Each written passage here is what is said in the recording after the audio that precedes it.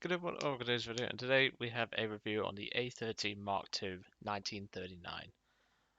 I didn't exactly announce that I got this tank, and to be honest, what's the point? Because at the end of the day, it's another A13, but I thought I might as well do a video on it at some point. And well, you're not missing much, to be honest, from this tank. The primary differences are that it gains an extra 14mm of armor on the gun mantlet, which no one really cares about because no one shoots the gun mantlet, to be honest, because obviously the 2-pounder breach right behind it. If you want to kill one of these things, you can either shoot it right here for ammo, and obviously get the gunner if the ammo doesn't go off, or you just shoot right here, which, yeah, it's going through regardless. Does that 14mm of armor actually help? Does it fuck? It honestly doesn't. The worst part about this tank, it's at 1.7 now, which is just stupid. I know there's a lot of like entry vehicles at 1.3 and stuff like that, but I really don't see why this thing goes up to 1.7 because of this. It doesn't affect the tank that much. It doesn't really add anything to the tank. It adds a slight bit of protection from things like 50 cals and heavy machine guns in general. But what use is that when you're at 1.7 and if you get uptiered into a mixed game, you have to fight a Sherman 105. Good freaking luck. If he's got his front pointing towards you, you ain't penning. Now, don't get me wrong, the 2-pounder gun can work. Obviously, standard armor piercing.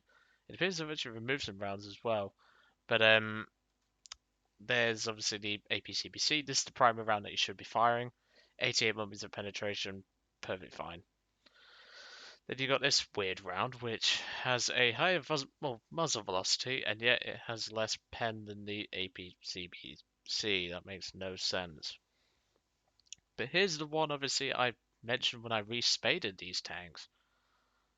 The Shell Mark I APT, which is now a piercing high explosive round.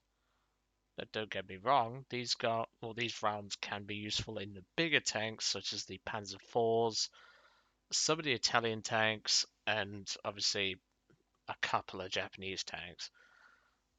They can work, but their penetration and their damage is hit and miss. You'd be just better off firing APCBC from the 2-pounder personally, but take a couple of these. They can come in handy.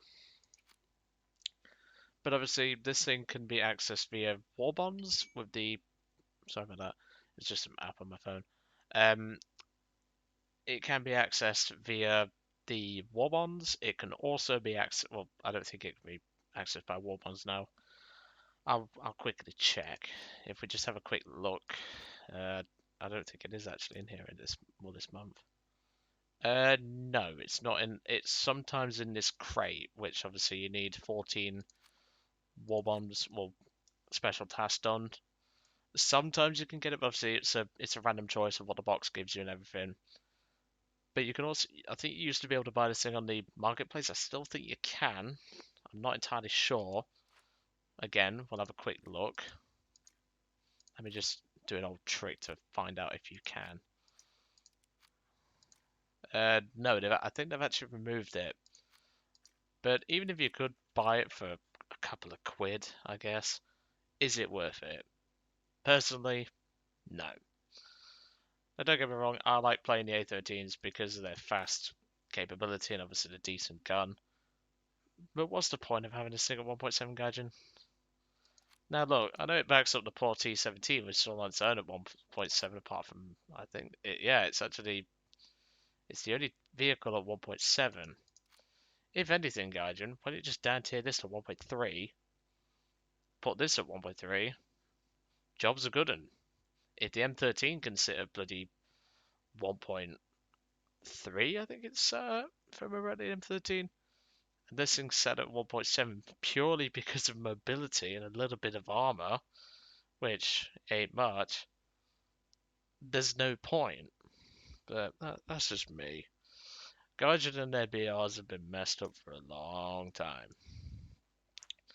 But anyway, let's get into the actual battle and let's get well, let's have a look at what this tank can do. And like I say, I'm not particularly impressed by it. It gets the job done, but like I say, in an up tier, it is an absolute arse to get this thing to work. And yeah, it can be hard to make this tank work sometimes. I still have to do the marker distinction on it, which I'm doing very slowly. As you saw, I'm about halfway through it. But freaking hell, fire. So I did forget to mention the smoke grenades. It does get 2 of them. I swear this engine volume, like seriously, how loud do you need it, Gaijin?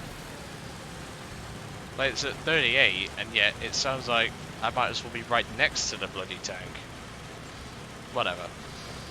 But obviously I forgot to mention the smoke grenades. They do fire at the same time. 2 smoke grenades, 76mm caliber. They get the job done. You can get out of the situation reasonably effectively.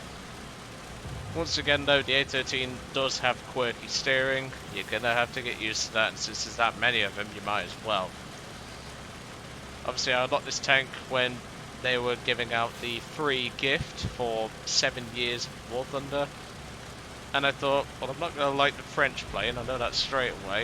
I'm not going for the boat, I'll go for the tank, because I like the A13 reasonably well. It's when I started playing it is when I realised, yeah, this thing's not all that cracked up to be. I mean, yeah, obviously you can put more vehicles in the lineup, but I'm the kind of person to play a vehicle at the BR with the vehicles that BR has. I know that sounds weird to explain, but there's method in my madness. So obviously I'm moving up, and this enemy team was very unusual. They pushed down the D8 sort of area and also the B8 sort of area, and yet they didn't cover their flank very well, which was unusual.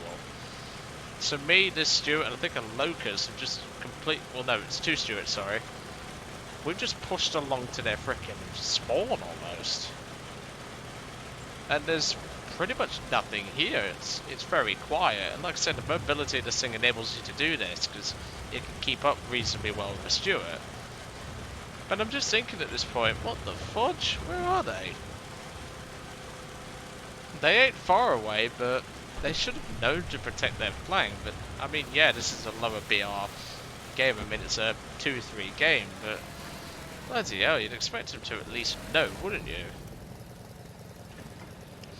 So at this point I'm just sitting here waiting for a target, and it's going to take a couple of moments for a target to appear. Obviously I've loaded APHE, which you can see there. Obviously it's hit and miss, like I say, it's very hit and miss. Obviously I've missed that shot on the M8 Greyhound. I am actually shaking the tank a little bit because obviously I'm stuck on a rock. And I'm trying to get shots into the M8 Greyhound. So because he's now behind a rock, I can't actually shoot him. It's the Chinese M8 LAC, which, again, nice vehicle that was. Really enjoyed playing that. Take a shot of what I believe was a ZIS-30. I think you're going to see him later on. And I can just about, if you look very carefully, you can see the gun shield of the ZIS-30. He takes a shot at me, misses only just. And if that shell would have hit my tank, I'd have been dead. There's no question about it. And that's the problem with this tank. It just has too many bloody... It just has too many problems. The quirky steering, crap armor for 1.7, lackluster reverse for a light tank. Just nah, you're alright. I'd recommend not bothering to grind for this tank if it comes for free again, or if it's in war bonds. You'd be wasting your time. At that point, I take a smack from that T26. I think he took out the loader only, but obviously my APHE round does a pretty good job. I mean, that time it actually did something. That's my first kill. But I'm just not happy with this thing. It's... Don't get me wrong, it's nice to... If I'm ever annoyed, I come back to tanks like this, like my premium tanks that I get for free. Because obviously I grind my tanks for premium. Same with planes. I tend to grind them. And I'm just not happy about the fact that we well, we got this tank for free, and yet it's at a BR rate it really shouldn't be. Second kill on that L640. Again, that APHE round, it's hit and miss, but if it pens a small target like that, it can work really well. Now I take a hit and the gun armor actually saved me there, but that one didn't, and that was a freaking M1139. And that thing's got a crap gun. So if an M1139 can punch right through this thing, you know that the gun shield that's been added on makes little to no difference. And obviously I'm panicking at this point. I'm thinking, is there a tank upon a flank? And I didn't actually know the M1139 was there fully until I properly looked. So I spot this M8 Greyhound. And I'm just thinking, I'm thinking, yeah, I just killed him. And I'm just thinking, yeah, I was under pressure because obviously I've got the M1139 there and I've got a BT7 looking at me. And it's just one of those vehicles, like, this guy fires a shot and I'm thinking, I was just thinking at that point, what should I do? But then obviously he fired a shot, which he really shouldn't have. And I'm thinking at this point, I'll lob my smoke and I'll get on the move. I can't afford to sit here much longer.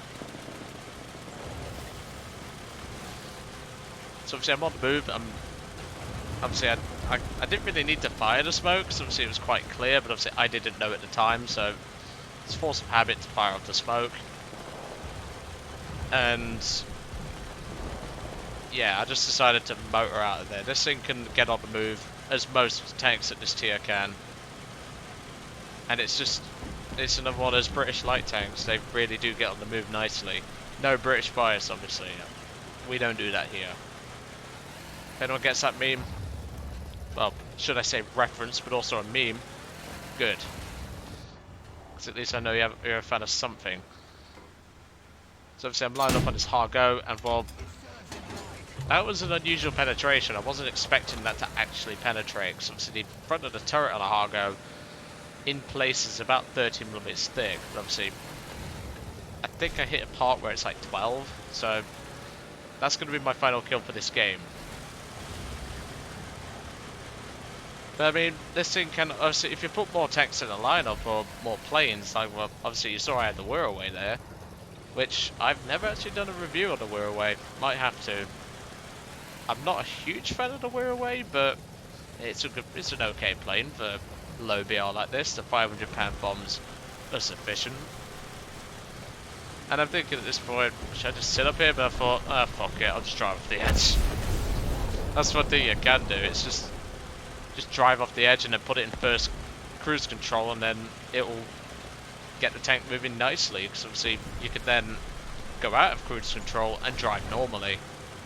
Because sometimes whenever a tank goes down a slope like that, obviously you decelerate back to normal top speed, a tank tends to get a bit clunky, so that's a little tip for you. Just, if anything, you want to put the tank in neutral and just get it going down there. The best thing to do is when you go down a slope, just put the tank in, obviously go down the slope, put the tank in reverse for like half a second, and then just take your finger off the key. That's a little bit of advice for me.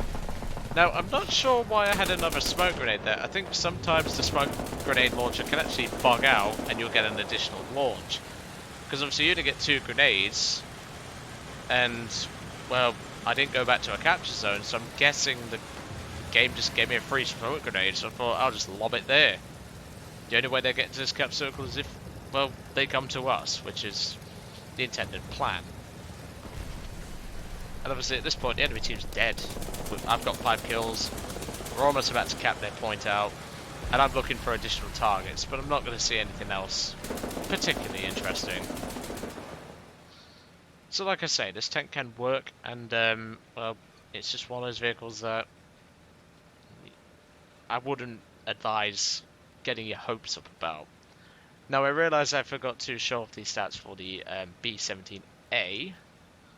So I'll quickly do that now. That's a spoiler that you just saw there. I do apologise. You kind of saw a spoiler. But for the B-17B, it was 3 air kills, 1 death, and 12 ground targets, as well as 1 base. It only took 2 games to spade it. Oh wait, no, that's the B-17B. I'm a twat. I meant the B-17A. 7 air kills, 0 death, 16 ground targets, 3 battles, 2 wins. And for this tank, if I'll just be quick enough, because I've got to do something in a moment. Where are you? 1939. 10 kills, 1 air kill, 66 ground targets. It was okay to play. It's just, I don't think this thing's all worth getting hyped up about when people saw it. And obviously, I thought it was going to be okay. But I'm sorry, if an M1139 can give you a hard time, that's when you know your armor's a bit shit, even if it's got additional armor. But anyway, I'm going to let you guys off. I hope you enjoyed today's video on the A13 Mark II 1939. Personally, just leave it. Don't bother with it. And I will catch you all on the next one.